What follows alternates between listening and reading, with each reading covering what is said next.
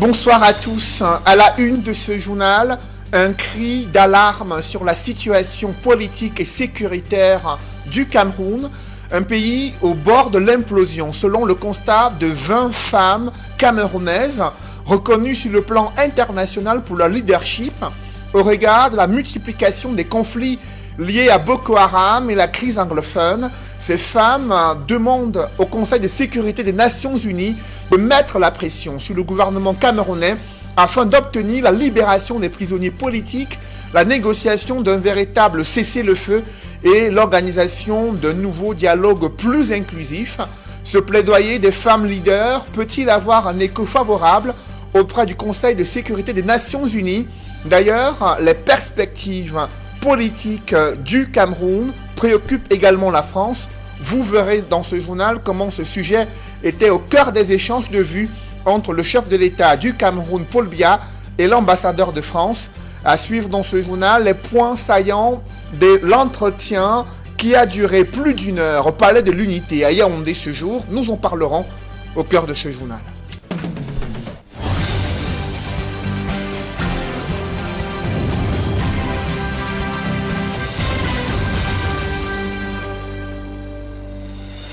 Merci de suivre cette édition complète de l'information sur Equinox Télévision. D'abord, cette controverse autour de l'organisation d'un examen du sous-système éducatif anglophone, le Common Entrance, composé pour la deuxième fois dans certains sous-centres, au grand désarroi des parents d'élèves. Ils crient à l'arnaque, dénonçant une tentative de corruption et un scandale autour de ces examens visant à permettre à certains élèves du primaire d'accéder au secondaire, notamment dans le cadre du sous-système éducatif anglophone. Que s'est-il réellement passé? Élément de réponse dans cette enquête est signé Warren Zede et Cédric Ding. C'est une horde de parents en colère qui a pris d'assaut le lycée technique d'Akwa.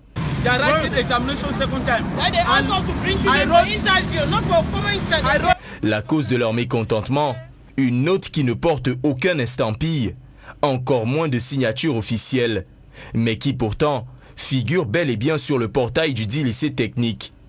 Selon la compréhension de ces parents en colère, cette note porterait organisation d'une deuxième session écrite du Common Entrance, l'examen d'entrée en 6e dans le sous-système anglophone. On sait que nos enfants doivent faire l'interview, pas composer un nouvel examen.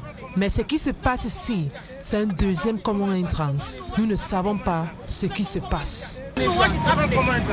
Pourtant, la phase écrite du dit examen s'était tenue quelques semaines plus tôt à l'échelle nationale.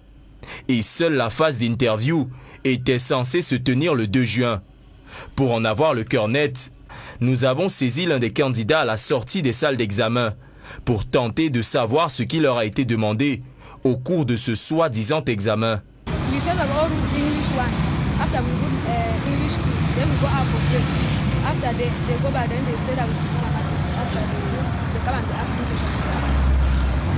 Des épreuves typiques du Common Entrance. Plus de doute, un deuxième examen a bel et bien été organisé au sein du lycée technique d'Akwa. Mais par qui? La réponse viendra de l'un des parents en colère. Ma fille a choisi de faire l'interview au lycée bilingue de Deido. Mais j'ai vu son nom au lycée technique d'Akwa. Je ne sais pas pourquoi. Pour savoir ce qu'il en est, nous prenons la direction de la délégation du ministère de l'Éducation de base pour le littoral. Une fois sur place, le délégué régional crie au scandale et nous sert une note signée conjointement de son ministère et du ministère des enseignements secondaires qui spécifie clairement que les oraux du Common Entrance doivent se dérouler au sein de l'établissement choisi par le candidat et qu'aucune deuxième session écrite du Common Entrance n'a été organisée par le ministère de l'Éducation de base. Pourquoi le lycée bilingue de Deido a-t-il organisé une session parallèle de cet examen, en outrepassant l'autorité ministérielle? Et pourquoi cet examen ne s'est-il pas déroulé au sein de ces locaux, pourtant à même d'accueillir l'ensemble des candidats? Les réponses à nos questions, nous allons les chercher auprès du proviseur du lycée bilingue de Deido. Une fois sur place, le proviseur répond aux abonnés absents Et malgré nos multiples tentatives pour entrer en contact avec cette dernière, nous nous heurtons à un silence de mort. Oui, allô, bonjour madame le proviseur. Allô. Allô. Pendant ce temps, la colère des parents continue de gronder et ces derniers crient à la tentative d'arnaque et voient une volonté manifeste de l'administration du lycée bilingue de Deido de monnayer l'entrée de leur progéniture au cycle secondaire. Ils sont maintenant avec de l'argent pour chercher de quoi manger. Autre scène de grogne des populations, c'est au lieu dit Essengue, non loin au niveau de de Douala, où les populations, sur le domaine portuaire, des populations, vous le voyez, qui manifestent, elles s'opposent à une opération de libération du domaine public portuaire. Elles estiment qu'elles ne sont pas installées de façon illégale, contrairement à ce que dit la direction du port de Douala, l'autorité portuaire qui entend récupérer son espace pour la construction de ces infrastructures et superstructures. Les populations, quant à elles, estiment qu'elles ne sont pas sur la zone portuaire et s'étonnent de ces manœuvres visant à les déguerpir et démolir leurs maisons d'habitation. Je vous invite à suivre les plaintes des populations et une attitude des responsables du port durant cette opération de sensibilisation des populations sur la libération des emprises du domaine public portuaire à Essengue. Population de Sengue contre le port autonome de Douala. On leur a demandé, nous sommes au tribunal, on les a signés au tribunal. Pourquoi on a s'expliqué là-bas avec les documents à l'appui. Pendant que l'affaire est pendante au tribunal, ils continuent à nous traumatiser. Douala Manga Belle est mort pour la terre-ci. Et aujourd'hui on nous chasse pour aller où? C'est pourquoi vous voyez la foule là. Aujourd'hui on réclame la justice, la tranquillité. Vous voyez comment les enfants, tout le monde est là. La population est là, on veut la paix.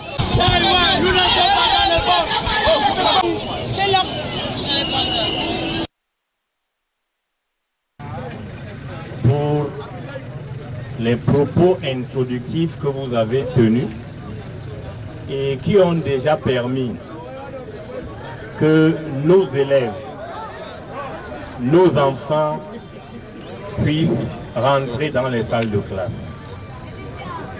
Je pense, comme vous l'avez dit, que les échanges que nous allons mener, que les problèmes qui sont soulevés sont des problèmes d'adultes.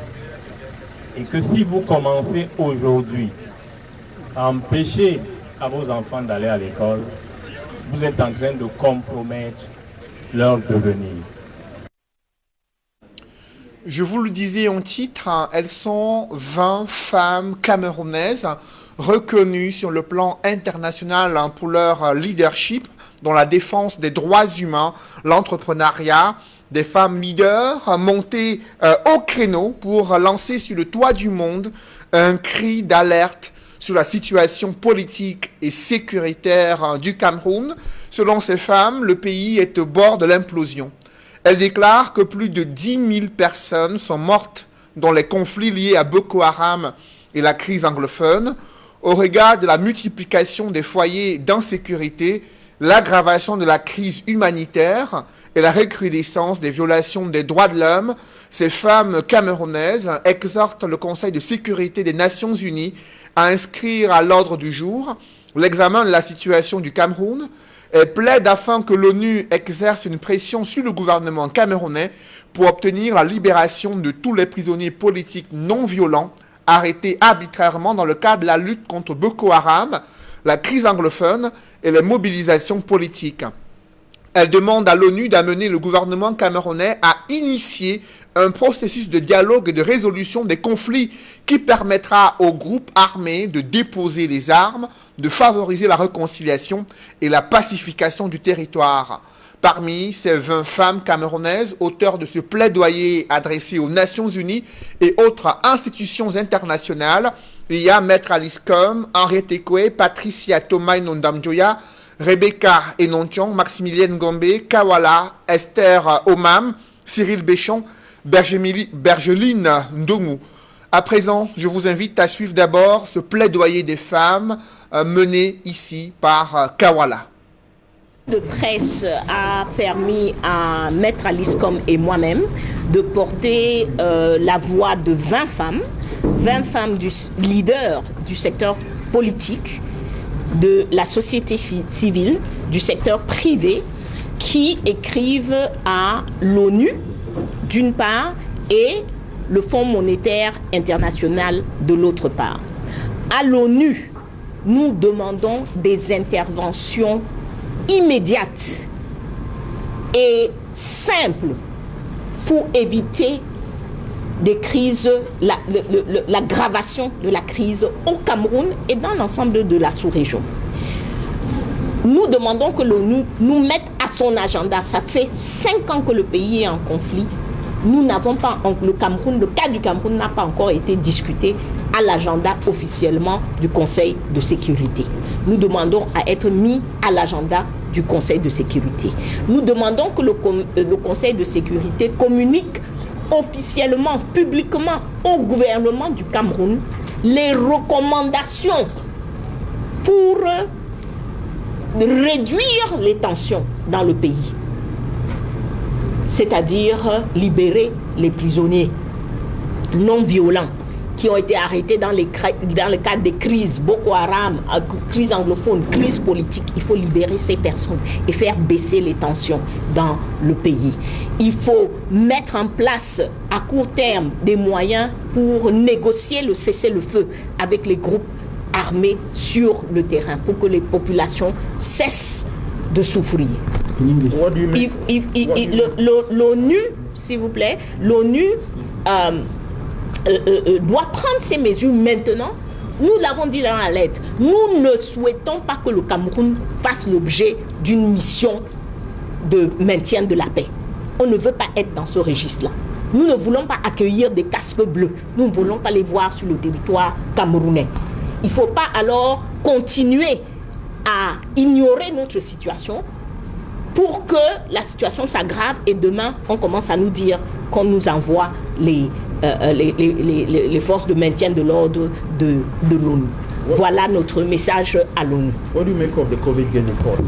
Présent, je vous invite à suivre une attitude de maître Alice Com, avocate au barreau du Cameroun, militante des droits humains, elle aussi co-auteure de ce plaidoyer adressé aux Nations Unies afin que la situation politique et sécuritaire se décrispe au Cameroun. Nous écoutons. Dans un pays comme le Cameroun, où il y a des têtes, il y a des gens avertis, 21e siècle, nous savons lire, nous savons organiser les choses et nous sommes intéressés à ce qui se passe chez nous, à notre gestion. Vous imaginez un seul instant que cet événement de gros voleurs se déroule à Yaoundé et que vous fassiez comme l'a demandé, comme le souhaite Monsieur le ministre de la Communication, et que vous obéissez à cet écriteau silence en vol. Et on est là, c'est notre argent, ce sont nos enfants qui m'ont remboursé. Silence en vol, taisez-vous. Et on se fait. Nous avons dit qu'on ne peut pas. Nous ne sommes pas des enfants. Nous ne sommes pas les esclaves. Nous ne sommes pas les indigènes des gens de Yaoundé. Ils sont nos mandataires. Et le mandat consiste pour eux à bien gérer les biens que nous avons en commun. Ils gèrent ça pendant 7 ans. Et ils rendent compte. On ne peut pas, ici, nous, Camerounais, rester là. Silence, on détourne. On se tait. Silence, on vole. On se tait. Et les gens, on va dire là-bas que le Cameroun, vous êtes sûr que c'est encore un pays. Et ça vient après le multi-mauvais gros scandale de la Cana. Même processus, même itinéraire, même acteur, et même spectateur, et même propriétaire que nous sommes, on n'a rien dit. Vous voyez bien que quand on ne dit rien, il continue. Eh bien, nous avons décidé qu'on va suivre cette histoire-là à la trace et qu'on va faire entendre nos voix, qui sont vos voix, les voix de nos enfants. Et nous vous remercions de faire entendre ces voix-là en étant ici aujourd'hui pour faire entendre aux gens que le Cameroun a encore des personnes, des femmes, des hommes, qui savent ce que c'est qu'une république, ce que c'est qu'un contrat, ce que c'est qu'un engagement, et qu'on est vigilant. Ensuite, et que chacun, dans ce rôle qui est le sien, doit être obligé de jouer son rôle conformément aux clauses des accords, on appelle ça accord, des contrats, ou des engagements, des mandats. C'est ça, un contrat. C'est ça, un pays qui marche dans la cohésion. Le président de la République, vous avez entendu, on le félicite, qu'il a tapé du poing sur la table, il a ordonné que nous allons le surveiller pour qu'il le fasse sincèrement. Qu'il ne nous refasse pas le coup de la Coupe des Nations, là, où il dit j'y veille, et nous on est là à attendre toujours qu'il veille. Et quand il revient vers nous, on entend parler de glissement. Où est l'argent? Mais ils sont en train de faire quoi? D'endetter aujourd'hui parce que ça permet de bloquer des fonds qu'ils mettent dans leur poche pour préparer, pour avoir leur, ils appellent ça le nerf de la guerre, pour que demain, ils puissent conserver le pouvoir en ayant beaucoup de moyens et en nous ayant appauvris et endettés. Ces femmes camerounaises leaders ne sont pas les seules à être préoccupées par la situation au Cameroun. Les perspectives politiques du pays préoccupent également la France. Membre du Conseil de sécurité des Nations Unies, le sujet était au cœur des échanges de vues entre le chef de l'État, Paul Biya, et l'ambassadeur de France au Cameroun, Christophe Guilou. Il a été reçu en audience au Palais de l'Unité. Selon le site de la présidence de la République, l'entretien a duré plus d'1 heure et au sortir de cet entretien, le diplomate français Christophe Guilou a indiqué que l'un des sujets ayant retenu le plus l'attention au cours des échanges est la situation régionale et les perspectives au Cameroun.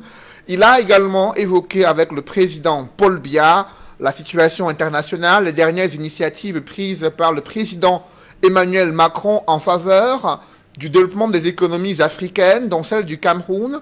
Et ce sommet qui s'est tenu il y a quelques jours, le Cameroun s'est fait représenter par le ministre des Finances, rencontre entre le chef de l'État, Paul Biya, et l'ambassadeur de France au Cameroun. Évoquons à présent la situation politique dans les régions du nord-ouest et du sud-ouest. À peine 5 milliards de francs CFA pour les 2 conseils régionaux dans cette partie du pays. Des fonds insuffisants, mais qui permettront, selon les différents conseillers régionaux, de mener à bien quelques projets, notamment assurer le bon fonctionnement des instances régionales et des études pour des projets à réaliser d'ici 2022.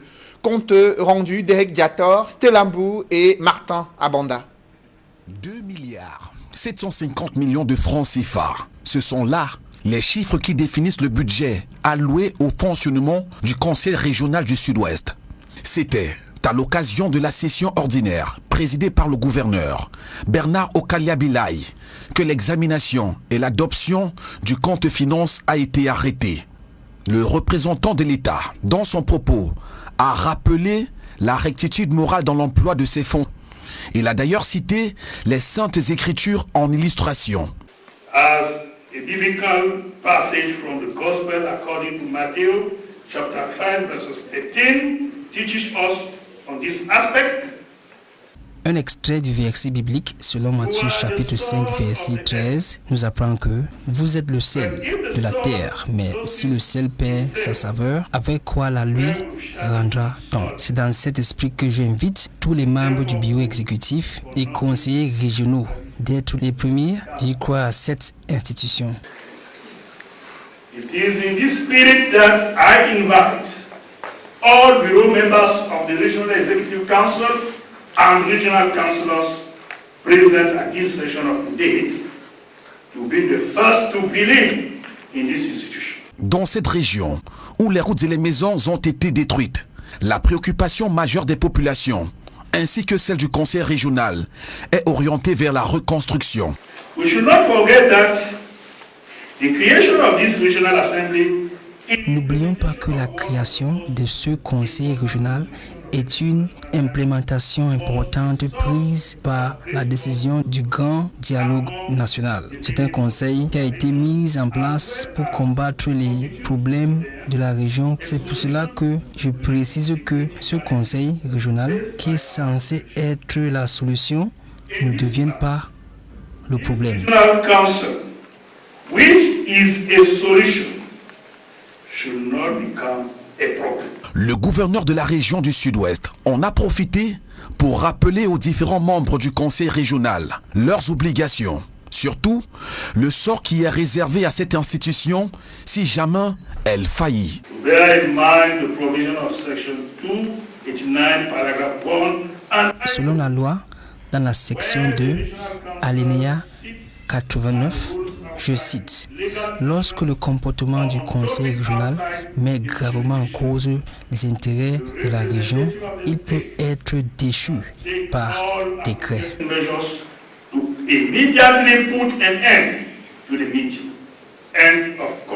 Tout comme dans la région du Sud-Ouest, le Nord-Ouest connaît les mêmes problèmes, ou presque, de reconstruction. Le facteur commun aux deux zones anglophones. Pour un budget de 3 milliards de francs CFA, l'action du Conseil régional du Nord-Ouest s'orientera aussi vers les soins de santé, l'accès à l'éducation pour les 6 mois restants. Une session ordinaire alimentée par des échanges fructueux, auquel a pris part le gouverneur du Nord-Ouest, Alphonse Lélé-Lafrique, dans la tenue de ce premier événement du genre, a signé sa présence par vidéoconférence au vu du contexte sanitaire qui prévaut. Dans l'actualité, le gouvernement des États-Unis d'Amérique a officiellement transféré la gestion des services liés au VIH-Sida à la Conférence épiscopale nationale du Cameroun. Il s'agit des services essentiels pour les enfants et familles touchés par le VIH-Sida. Depuis 2014, c'était l'Agence des États-Unis pour le développement international et l'organisation Catholic Relief Services qui assurait la gestion de ce projet dans certaines régions du Cameroun. Et le ton monte entre Washington et Addis Abeba. Les États-Unis viennent d'imposer des sanctions contre le gouvernement éthiopien quelques mois après la dégradation d'un conflit armé au Tigré et en République centrafricaine. Une mission conjointe d'experts ONU, Union africaine, séjourne dans ce pays en vue des négociations et d'apaiser le climat quelque peu tendu ces derniers jours entre N'Djamena et Bangui. On voit tout cela dans la mouture internationale. C'est signé Nadine Yambo. Depuis sa prise de pouvoir au Tchad, le nouvel homme fort du pays multiplie des déplacements à l'étranger. Après les étapes du Niger et du Nigeria, le chef du Conseil militaire de transition s'est rendu en Angola. Mahamat Déby Itno et Joao Lorenzo se sont entretenus au palais présidentiel sur la situation militaire et sécuritaire au Tchad. À travers cette visite, placée sous le signe de l'amitié, le Tchad et l'Angola entendent renforcer davantage la coopération bilatérale et le suivi de l'état d'avancement de certains accords et projets de développement socio-économique. Dans le cadre d'un accord de règlement de la dette de 1 000 millions de dollars entre entre les deux pays, l'Angola devrait bénéficier du Tchad de près de 75 000 têtes de bétail sur une durée de 5 ans. En République centrafricaine, une délégation de l'Union africaine, ONU, Union européenne et CEAC séjourne à Bangui. Il est question pour ces émissaires de discuter du processus de paix 2 ans après la signature de l'accord de Khartoum. L'Union européenne est engagée depuis longtemps sur la stabilité de la République centrafricaine. Nous sommes engagés à nous maintenir associés à nos partenaires internationaux pour travailler ensemble pour la réconciliation nationale, pour le dialogue, pour la stabilisation de ce pays. Dès leur arrivée dans le pays, les membres de cette délégation conjointe ont échangé avec des leaders religieux et des parlementaires. Dans les échanges, nous avons dit que nous allons continuer à inviter les uns les autres à se regarder comme des frères, pas comme des ennemis, pour bâtir ce pays. Seul, on ne pourra pas le faire, mais de manière solidaire, avec les autres, on pourra construire ce pays. Et je crois que nous avons donné aussi, lancé un appel en disant, certes, dans ce pays où il y a eu beaucoup des événements qui sont déroulés, on entend des messages, où on lit aussi beaucoup de choses. La tentation consisterait à dire, on coupe le robinet, ou on ferme le robinet. Ça veut dire qu'on ne donnera plus des aides à ce pays. Mais nous avons les populations qui sont là. Une rencontre est prévue ce samedi avec le président Faustin-Archange Touadéra, les leaders politiques et membres de la société civile. Cette mission intervient dans un contexte de refroidissement des relations entre la RCA et le Tchad au lendemain des incidents survenus à la frontière ayant coûté la vie à plusieurs personnes. Pendant ce temps, des manifestations hostiles à la mission des Nations Unies et la MINUSCA ont été enregistrées dans la capitale. Le Conseil de sécurité de l'ONU a autorisé l'envoi de 3700 casques bleus supplémentaires dans le pays après l'attaque en décembre 2020 de la capitale Bangui. Entre Addis Abeba et Washington, les relations sont désormais au point mort. 7 mois après le déclenchement de la crise sécuritaire au Tigré, les États-Unis ont décidé d'imposer des sanctions contre l'Éthiopie. Pour justifier cette décision, le gouvernement américain brandit la dégradation de la situation sécuritaire et humanitaire dans cette partie du pays. Les sanctions appliquées visent principalement des hauts responsables éthiopiens et érythréens, de même que des officiers militaires critiqués pour leur rôle trouble dans le conflit. Le gouvernement américain envisage notamment la restriction de délivrance des visas aux personnalités incriminées. La réaction de l'Éthiopie ne s'est pas fait attendre. Les dirigeants dénoncent une ingérence étrangère, soulignant qu'il revient à l'Éthiopie de gérer la crise au Tigré. En rappel, le conflit au Tigré a déjà fait des milliers de morts. La montée de la violence a rendu difficile l'apport de l'aide humanitaire. Selon le Programme alimentaire mondial, environ 5,2 millions de personnes ont urgemment besoin d'une aide alimentaire. Parlons à présent football avec une question que se posent de nombreux Africains. Quel est le secret des pharaons d'Égypte, détenteurs de 7 Coupes d'Afrique des Nations de football et un record de Coupe interclub de la CAF?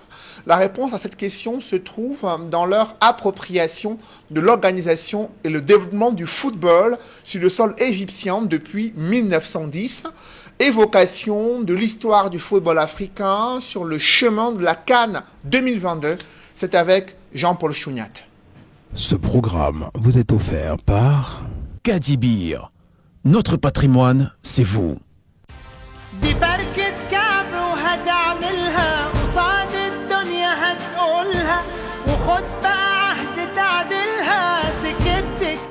Dans la première décennie de l'année 1900, le football entame sa mue en Égypte, comme dans la plupart des pays du Maghreb.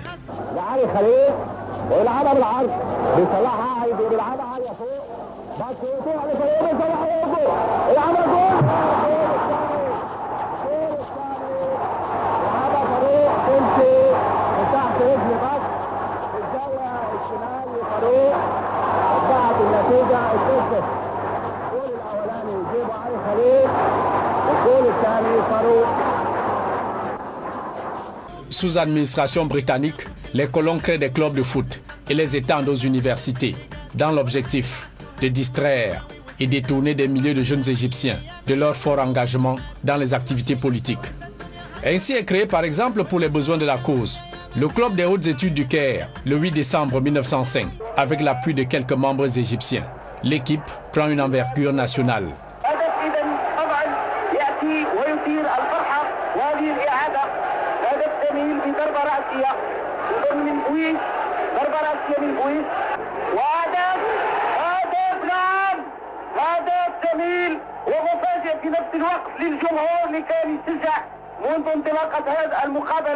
Mais 2 ans plus tard, plus précisément le 24 avril 1907, le mythique Nadi Al-Ali voit le jour et adopte ses emblèmes, notamment les couleurs de son drapeau. Le rouge, couleur du drapeau égyptien à l'époque du Khedive Abbas Elmi II, et le blanc, pour rappeler le croissant lunaire et les étoiles. Et en 1924, le club est exclusivement réservé aux Égyptiens, sous la protection du roi Fouad. Et c'est ainsi qu'Al-Ali s'ouvre jusqu'aux couches sociales les plus défavorisées. S'ensuit alors la montée en puissance du nationalisme égyptien au sein de Al-Ali, ce qui inquiète les colons. Ainsi, les Britanniques lancent Al-Ittihad Al-Riyadi Al-Muqtalit, c'est-à-dire l'union sportive mixte, devenant plus tard le Nadi et Zamalek, grand rival de Al-Ali. Et en un temps record, Al-Ali devient le club le plus populaire d'Égypte. Il remporte en 1917 la première Coupe du Sultan, ouverte à tous les clubs civils et militaires.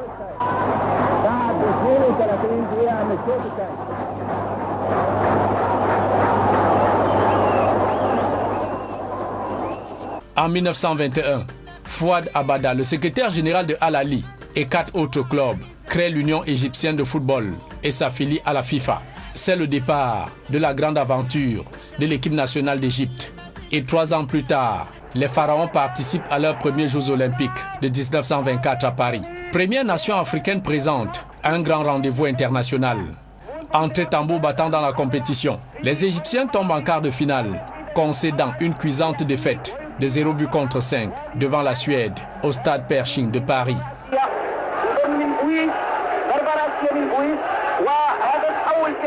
Sur cette contre-performance, les commentaires de la presse européenne sont empreints de dédain et de racisme. À la fougue des Africains, les Suédois ont opposé un jeu calme et raisonné, ce qui affirme indiscutablement leur supériorité. Mentionné en 1925, le rapport du comité olympique français en ses pages 332 et 334. Et aux Jeux olympiques de 1928 à Amsterdam aux Pays-Bas, l'Égypte fait bonne figure, mais échoue en demi-finale face à l'Argentine. International progress had been made on the back of independence. Egypt enjoying great success at the 1928 Olympic Games, where they beat Turkey 7-1 before losing out to Argentina in the semi-finals. Gagnant en expérience internationale, les Pharaons d'Égypte participent 10 ans plus tard à leur première Coupe du Monde de football, la 2e édition de 1934 en Italie. Nul besoin d'exagérer en affirmant que la suprématie égyptienne sur la Coupe d'Afrique des Nations en dit long, avec notamment le plus grand nombre de titres continentaux remportés.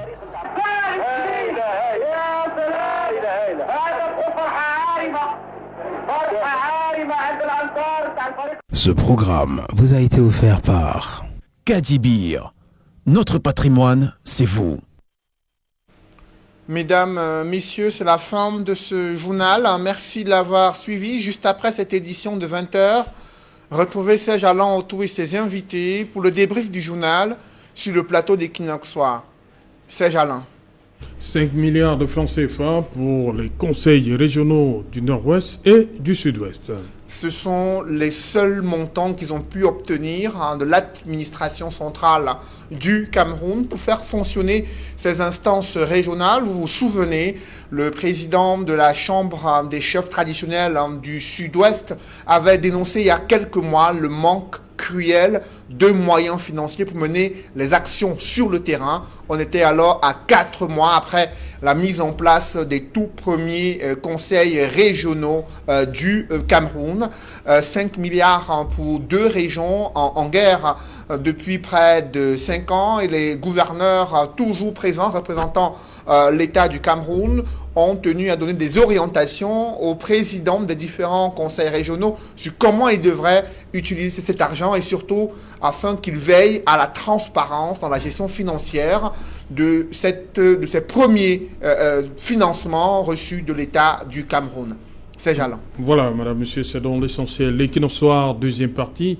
Bonne soirée à vous, Cédric. Je vous souhaite une bonne soirée, c'est Jalan. Rendez-vous demain. 20h. Voilà. Madame, monsieur, dans un instant, la suite. Équinoxoire.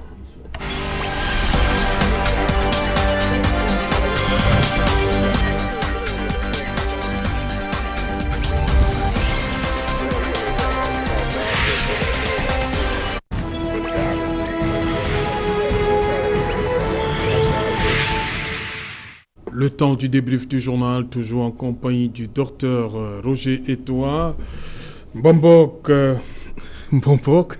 et Yebka, voilà. Il a dit qu'on ne met pas le prénom quand on parle de Bombok, c'est ça? On met juste Bombok Yebka. Ok. Yebka Dieudonné, c'est dans une autre vie. C'est bien cela. Voilà. Charles Elisan et Faustine Zodjou. Faustine Zodjou, 5 milliards pour le fonctionnement. Les deux conseils régionaux, nord-ouest et sud-ouest, de régions en crise. Depuis bientôt 5 ans.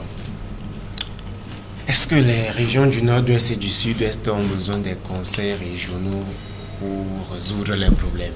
Sincèrement, moi, je suis de ceux qui pensent... Il y a même un statut spécial pour ces deux régions. Oui, c'est-à-dire, il ne faudrait pas qu'à chaque fois qu'il y ait un problème de fond, on esquive le problème et on tente de surfer sur ce qu'on appelle des possibilités de solutions. Est-ce que lorsque nous regardons dans la réalité avec ce qui se vit sur le terrain, est-ce que le problème de fond de ces deux régions, c'est le conseil régional? Pourquoi il y a un déni des problèmes de base? Pourquoi il y a un déni des problèmes posés? Pourquoi il nous semble qu'on veut se comporter comme les colons se comportaient chez nous?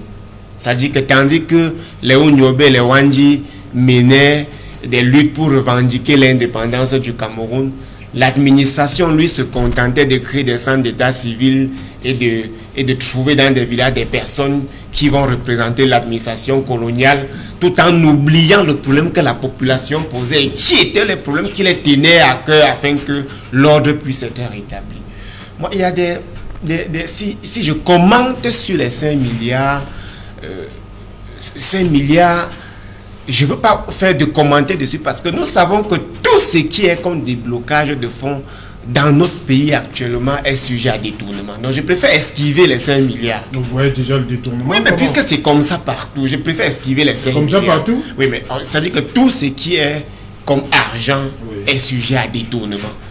C'est pour ça que je suis même de ceux qui pensent qu'on ne projette, qu'on ne monte des projets au Cameroun que lorsqu'on a bien ficelé les pistes de détournement. C'est pour ça que beaucoup de choses ne marchent pas. Parce que parfois il y a un problème, au lieu d'aller résoudre le problème, on parle beaucoup plus du montant d'argent parce qu'il y a déjà ceux qui sont à côté et attendent qu'on jette cet argent dans la nature afin qu'ils puissent... Il y a des conseillers régionaux qu'il faut payer, mais est-ce qu'il faut payer le conseil? Est-ce que les conseillers régionaux, lorsqu'ils vont percevoir leur salaire, le problème du nord-ouest et du sud-ouest sera résolu?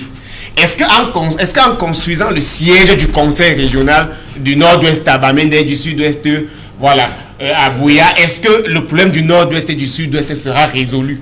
Est-ce que si on nous présente la liste des conseils régionaux de ces deux régions-là, avec les projets qui vont avec et la grande publicité qu'on va lancer avec, est-ce qu'on aura résolu le problème qui est posé là-bas depuis 2016? Ma réponse est non.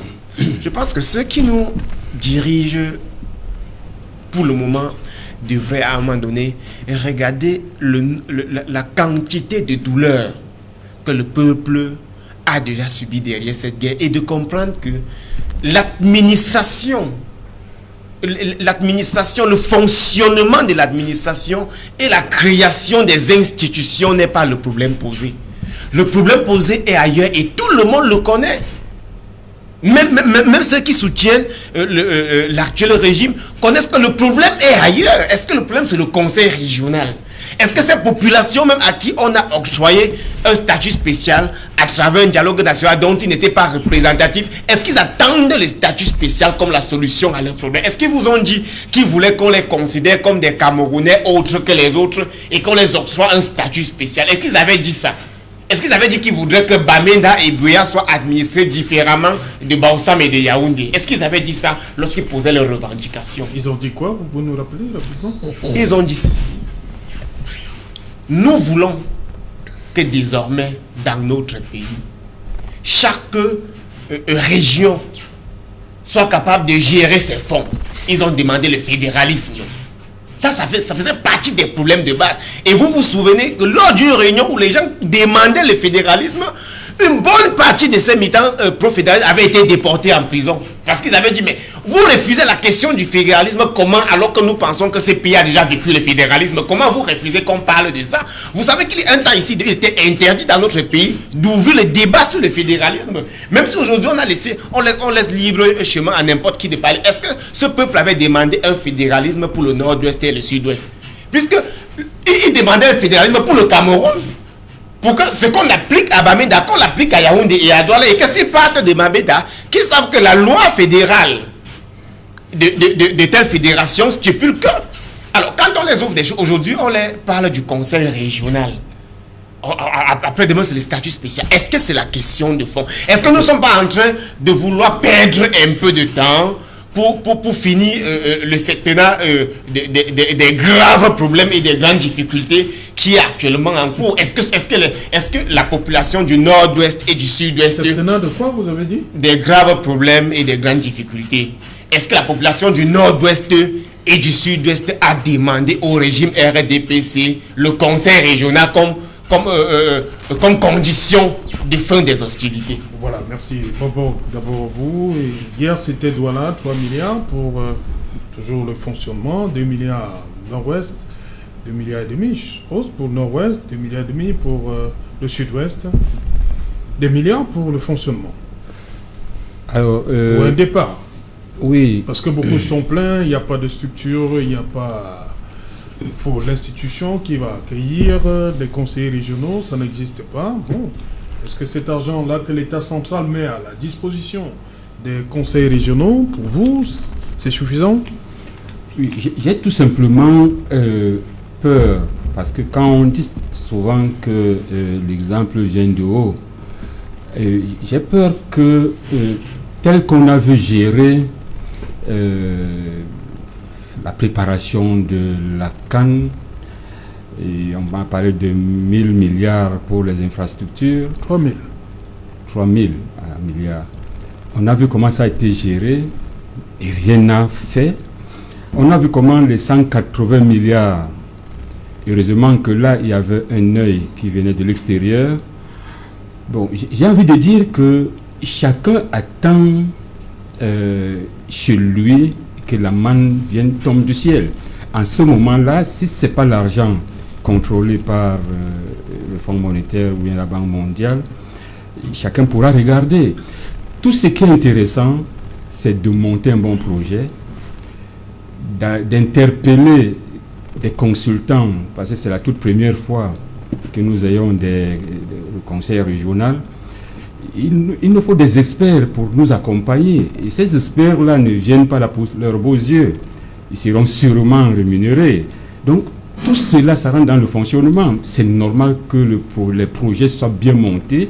Et quand on monte ce genre de projet, tel que nous connaissons le Cameroun, je ne vois pas un seul gestionnaire, si on met l'œil, qui pourra ne pas aller en prison. Je dis un seul. Tous les gestionnaires, si on mène l'audit, je suis convaincu que tous les gestionnaires sont des prisonniers. Donc vous êtes aussi pessimiste sur... C'est pas être pessimiste, parce que moi j'ai travaillé dans une entreprise où j'étais audité 4 fois par an, parce que je gérais quelque chose de sensible. Ce n'est pas parce que vous saviez que vous devez être audité 4 fois par an que... Je gérais un système. Oui. Je ne dirais pas de l'argent, mais je gérais un système. Et tout passe par le système. Et justement, pour avoir la finalité, il faut bien contrôler le système. Oui. Donc, il faut être sûr que le système est bien géré pour que les audits qui seront les éléments qu'on va trouver en comptabilité soient fiables. Donc moi j'étais audité au moins 4 fois par an. C'était dans du privé, c'était pas... Donc je dis, parce que je sais, je comprends et je connais ce que les gestionnaires font.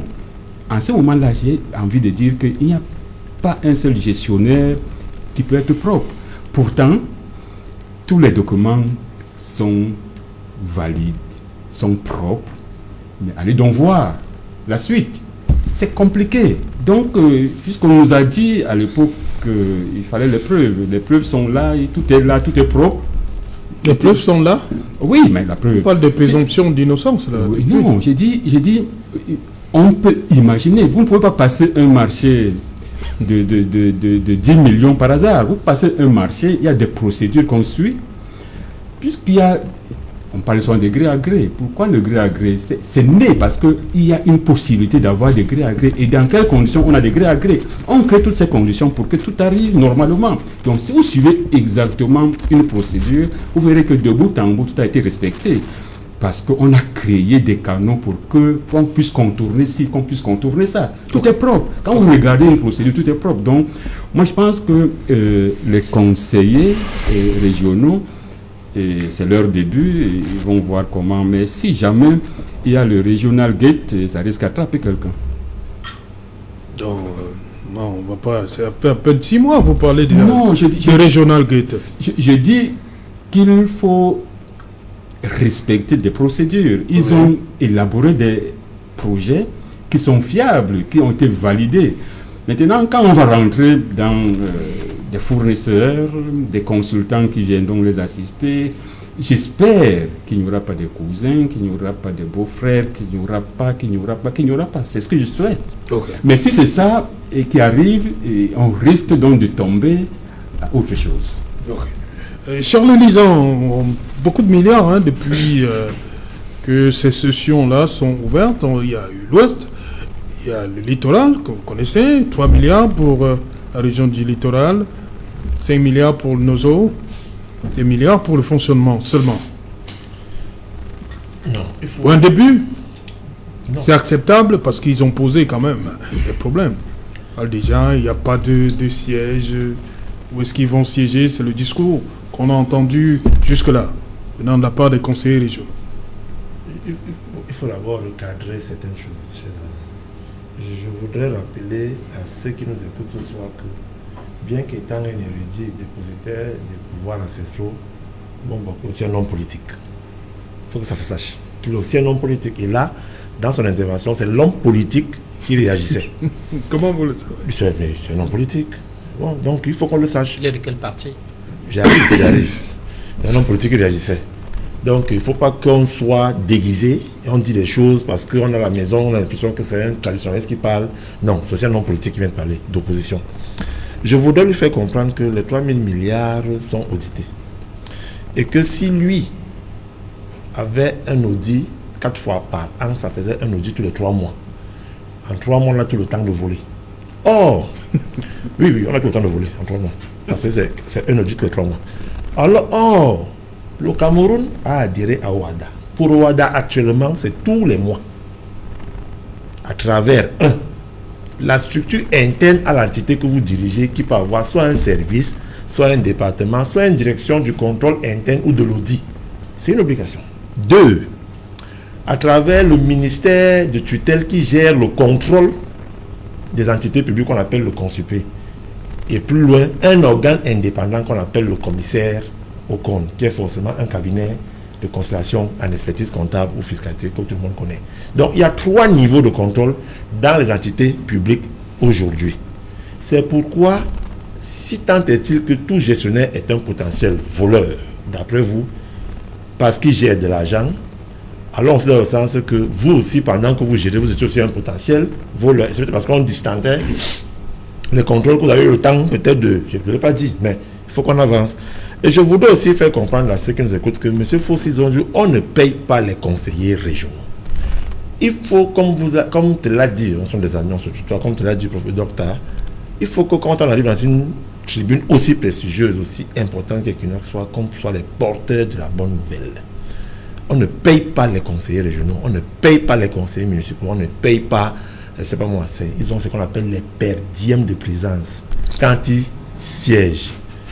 Autant, et je vous ai dit tout à l'heure, quand on parlait lors de la première entame, qu'il faut qu'on soit l'exemple de nos pensées. Arrêtez de faire comme si les autres sont toujours l'enfer, alors que nous-mêmes, on n'est pas des exemples. Quand on parle du septennat des grandes, vous avez dit quoi, des grands problèmes ou quoi, moi j'ai l'impression que Paul Biya a été divin de dire que le septennat des grandes opportunités, parce que vous êtes même un opportuniste en chef, vous, Fossé Nsonjo, un très grand opportuniste.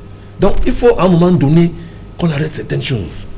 Il faut, dans certaines questions nationales, qu'il n'y ait pas de clivage politique, qu'il n'y ait pas d'obédience religieuse, qu'on soit au-dessus de ces choses et qu'on avance. Et je peux être d'accord avec vous qu'à un certain niveau, ce qui concerne le budget des régions, et là ça devient important, qu'on en soit à nous expliquer comment est-ce que ce budget est reparti. Par exemple, autant dans les CDT qui sont les mairies d'arrondissement et les mairies de ville, le budget c'est 60% fonctionnement, 40% investissement. C'est le contraire de l'autre côté au niveau des régions où c'est 40% fonctionnement et 60% investissement. Et dans les 40%, vous avez les salaires supportés des agents qui vont travailler dans le conseil régional qui ne doit pas dépasser 40% de la masse salariale. Donc, c'est chose qu'il faut expliquer. Maintenant, le conseil régional vit de quoi? Il faut qu'on sache de quoi vit un conseil régional à travers les moyens financiers qu'il a. La plus grosse part vient forcément pour une nouvelle entité qui s'est créée de la dotation spéciale de l'État.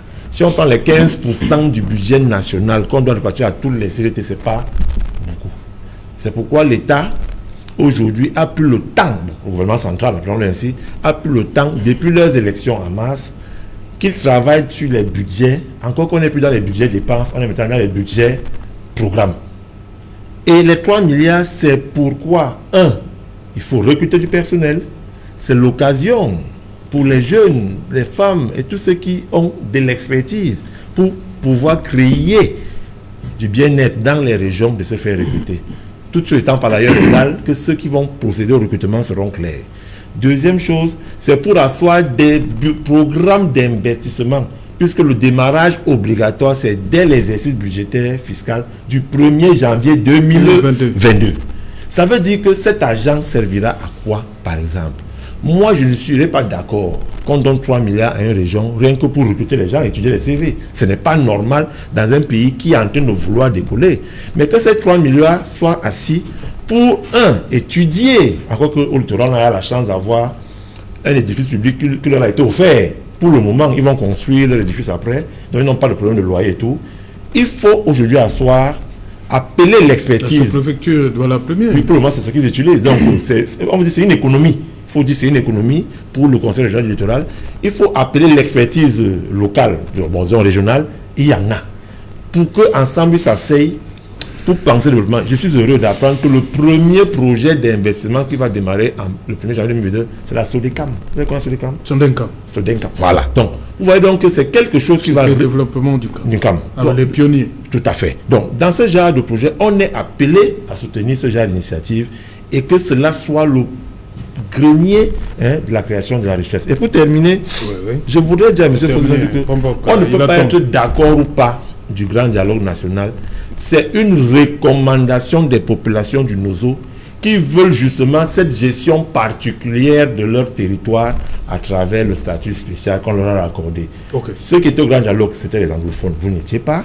Ceux qui ont reçu le Premier ministre dans sa présidence du multiculturalisme et tout, l'ont dit, et dernièrement, ils l'ont réitéré au Premier ministre qui allait rendre visite, qu'ils sont d'accord sur le conseil régional et dans sa forme actuelle, selon la loi sur la décentralisation. Donnons une chance à ce qui est en train de se faire. Ayons l'attitude d'avoir des solutions aux problèmes et non des problèmes aux solutions. Je suis un optimiste et un gars qui voit positif. Merci. Auteur de bonnes nouvelles. Oui, Bobo. Non, d'abord, Bobo Kandji. Oui. Vous tenez à tout prix à apporter un droit de réponse à Charles Elisan.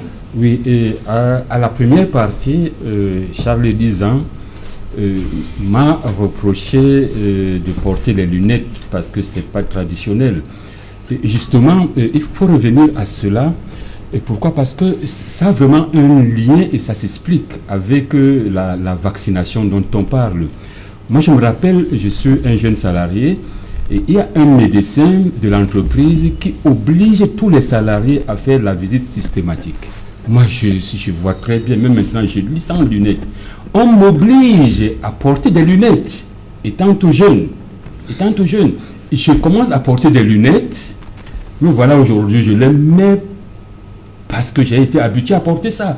C'est pour cette raison que nous disons que la vaccination dont on parle là, c'est comme on m'a imposé les lunettes. Aujourd'hui, je les mets et je suis contraint de les mettre tout le temps là où je vais. Donc, on a donc peur de penser que si on ne s'aligne pas à ce qui a été importé, ça risque de rester sur nous pendant très longtemps.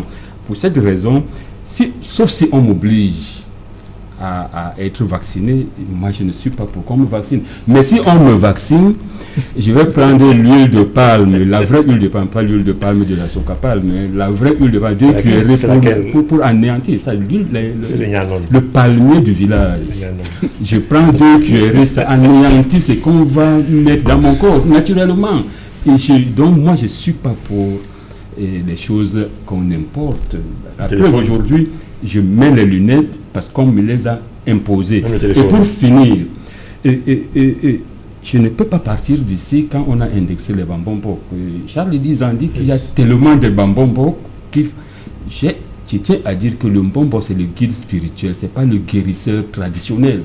Ceux qui vous prennent de l'argent parce qu'ils disent qu'ils sont guérisseurs traditionnels, je vous rappelle que le guérisseur traditionnel c'est l'un des auxiliaires du mbok, mais c'est pas le mbombo.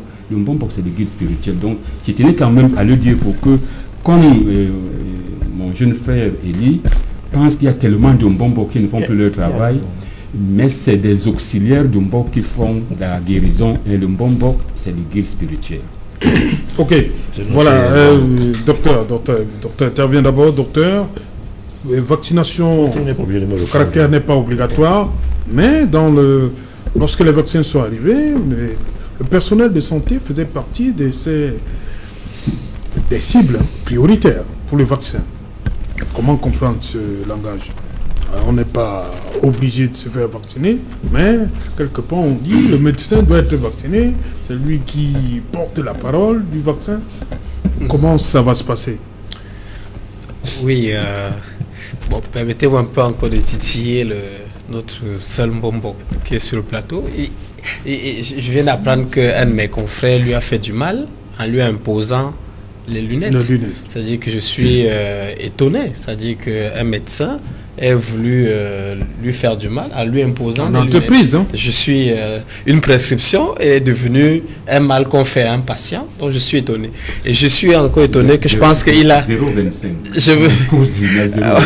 Je suis encore étonné, je pense qu'il a pris sa retraite et il n'était plus sous le coup de ce médecin. Il aurait pu retirer, donc il n'est plus astreint à l'obligation de ce médecin, il aurait pu retirer ses lunettes. Bon, c'est une manière de le taquiner. C'est pour dire quand même que de temps en temps, dites merci à la médecine, dites merci à la science, dites merci au personnel de santé. Un merci ne coûte rien. Donc, bon, je passe. Pour revenir à votre question, je pense que les personnels de santé ne vivent pas hors de l'environnement, hors de la société. Ils sont également... Est-ce qu'ils ont l'obligation de se faire vacciner? Non, ils n'ont pas l'obligation, ils sont juste inscrits dans la liste des cibles prioritaires. Oui. Ils n'ont pas l'obligation. Et ils peuvent également être soumis à toutes sortes d'influences. Vous savez bien qu'il y a un certain nombre de médecins eux-mêmes un certain nombre de personnels de santé eux-mêmes qui sont anti-vaccins, ouvertement anti-vaccins, et tout ça que vous allez rencontrer. Cette communication dont parlait Elie, dont parlait également Footing, doit cibler tout le monde. Il ne faut pas dire que non, les personnels de santé, ça va, ils connaissent déjà, on ne s'adresse pas à eux. Il faut d'abord commencer par eux. Il faut les encourager, il faut les rassurer, il faut les motiver et tout. Donc, je pense que c'est une... on doit profiter de cette période où c'est encore assez, où on retrouve le calme pour essayer de remettre une stratégie pour remobiliser les troupes. Maintenant, si vous me permettez, j'ai quand même suivi le tour sur la décentralisation. Oui. Je sais que moi je suis très heureux que pour les conseils régionaux puissent être mis en place et qu'ils vont bientôt fonctionner, parce que vous savez que dans le cadre de la décentralisation, les conseils régionaux ont un certain nombre d'attributions, notamment dans la création et le fonctionnement d'un certain nombre d'hôpitaux, les hôpitaux de district, les centres médicaux d'arrondissement. 73, il faut dire, 73 transferts de compétences sont donnés aux collectivités, donc aux conseils régionaux. Voilà. Ça devient le poumon décisionnel et d'existence dans nos... Donc on n'ira pas à Yaoundé pour dire qu'il faut la route à Entre-Ngambé et puis donc on fait tout ça. Effectivement, donc je pense que ça va beaucoup aider dans le remodélage de la carte sanitaire dans les régions, parce que tout le temps les populations faisaient le pied de grue au ministère de la Santé, on dit on veut un centre de santé ici, on veut là-bas et tout. Donc maintenant que ces compétences sont transférées, je pense que si j'ai lu le cours de la décentralisation, elles ont des compétences en matière de création, même de recrutement. Donc il y a un certain nombre de personnels de santé qui sortent des écoles de formation, des infirmiers, des médecins. Donc aujourd'hui, c'est également une opportunité. Et j'ose... Dans l'université de montagne, par exemple, à Banganté, le conseil régional de l'Ouest pourra les appuyer. Donc je ne connais pas très bien comment s'est passée la répartition. J'imagine que c'est une année de rodage, de mise en route. Justement. Moi, j'attends. On dit que on va voter notre budget en novembre 2020. Voilà, donc je suis plus dans l'attente de ce qui va se passer en 2022. Non, docteur, soyez acteur. On a besoin de votre expertise dans le domaine sanitaire. On va terminer avec si vous nous invitez, on viendra. Faites-vous inviter. Rapidement, on sort de l'émission. Notre frère Charles dit que personne n'a de leçons de patriotisme à donner à qui que ce soit.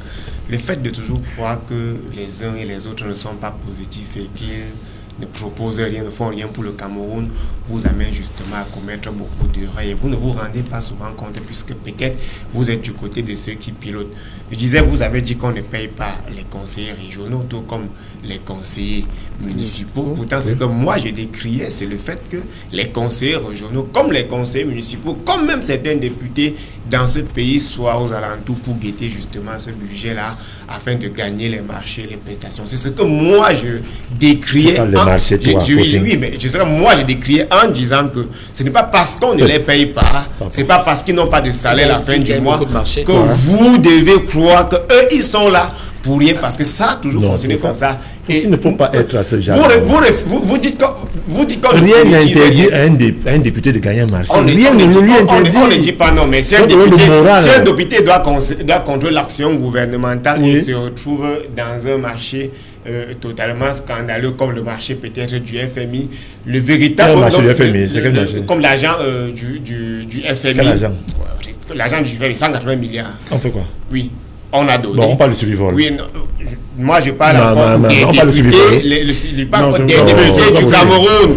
Un député qui contrôle l'action gouvernementale et qui ne participer au développement du pays. C'est ce que je déclare. Si vous êtes au conseil régional et au conseil municipal, parce que vous pensez que rien ne vous interdit, sachez à un moment tout simplement. Tu étais candidat. Tout simplement que je n'ai pas dit non. En février. J'ai pas dit non, j'étais candidat, je le suis mis en conseil, on organise une autre élection. Donc si à jamais mon parti participe, c'est ce que je dis.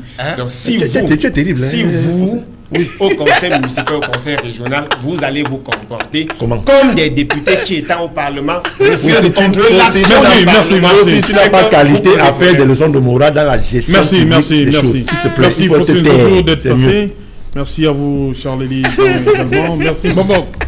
Voilà, merci docteur Etoa, merci d'accepter toujours nos invitations. Bonsoir docteur. Merci. Voilà, madame, monsieur, nous sommes arrivés au terme de cette édition. On se retrouve demain pour la dernière de la semaine. Bonsoir, Badre Femme.